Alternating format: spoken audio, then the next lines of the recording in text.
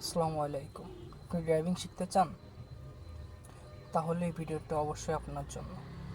কারণ ড্রাইভিং একটা পেশা নয়, এটা একটা নেশা।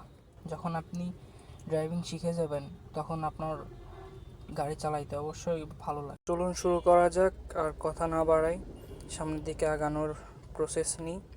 আর এটা মাথায় রাখবেন, ড্রাইভিং চালানোর সময় সবসময় নিজেকে সতর্ক রাখতে হয় এবং কি চারিপাশের দিকে নজর রাখতে হবে। একটু ভুলের কারণে অনেক বড় ক্ষতি হয়ে যেতে পারে। তাহলে চলেন ভিডিওটা শুরু করা যাক। গাড়ি প্রথমত স্টার্ট করার জন্য আমরা ব্রেকে প্রেস করে এই পুশ বাটন এটাকে আমরা চাপ দিব, দেওয়ার পরে অটোমেটিক্যালি স্টার্ট হয়ে যাবে।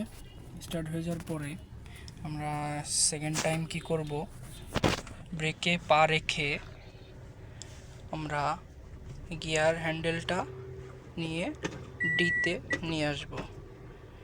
ড্রাইভ মোডে চলে গেল। এখন আস্তে আস্তে আমরা ব্রেকটা ছাড়বো আর এইভাবে অ্যাক্সিলারেটরটা আস্তে আস্তে ধরবো আর চাপাবো, আস্তে আস্তে সামনে চলে গেল। এখন কি করব, আমরা যদি ব্যাকে যেতে চাই তখন আমরা আবার ব্রেকে পা রেখে সামনে আরে নিয়ে আসবো।